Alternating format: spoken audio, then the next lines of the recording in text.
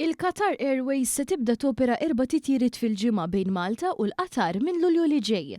Ħabar dan id-Deputat Prim Ministru Ministru għall-Affarijiet Barranin u Turiżmu Ian Burch waqt laqgħa għolja fil-kapitali Doha mal-Prim Ministru Ministru għall-Affarijiet Barranin tal-Istat tal-Qatar, Sheikh Mohammed bin Abdul Rahman Al Thani. Id-Deputat Prim Ministru Malti sostna kif din il-konnettività bl-ajru il-kolonna ewlenija biex immexxu il-qudiem il-kummerċ u t-turiżmu u tenna li dawn it-titjiriet se jkontribwixxu għall-ekonomiji taż-żewġ pajjiżi filwaqt li jsaħħu laqda kulturali u soċjali bejn iż-żewġ popli.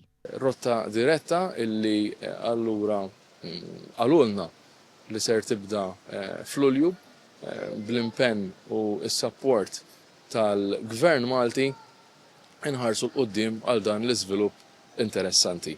Flimkien mal-Awtorità tat-Turiżmu illi bażikament hawnhekk hija wkoll il-Ministeru responsabbli minn dan is-settur, kellna laqgħa tajba u għandna fejn nitalmu mill-istejjer ta' suċċess ta' xulxin. L-Ajruport Internazzjonali Hamad, il-bażi internazzjonali tal-Qatar Airways, jopera titjiriet lejn 197 pajjiżi f'5 kontinenti differenti. Il-laqgħa fokat ukoll fuq ir-rabta b'saħħitha bejn iż-żewġ pajjiżi fis-sena tal-50 anniversarju meta ġew stabbiliti relazzjonijiet bilaterali bejn Malta u l-Qatar fit-18 ta' Ġunju tal-1975. Id-Deputat Prim Ministru tenna l-istedina ta' Malta lill-investituri minn Qatar biex jikkonsidraw l-Gżejjer Maltin bħala punt ta' swieq Ewropej kif ukoll bażi ta' innovazzjoni sostenibbli. Sa dan it-tant l-Assoċjazzjoni Maltija tal-Lukandi u Ristoranti l-MHRA laqgħa din l-aħbar li sostni l-viżjoni biex jiġu attirati iżjed turisti ta' valur għoli.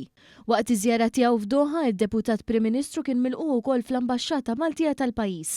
Hawnhekk iltaqa' mal-Ambaxxatur Simon Policino u uffiċjali oħrajn tal-Ambaxxata li qed ilestu proġett estensiv biex itejbu t-tagħmir fil-binja għal servizzi konsulari aħjar lill-komunità Maltija f'dan ir-reġjun.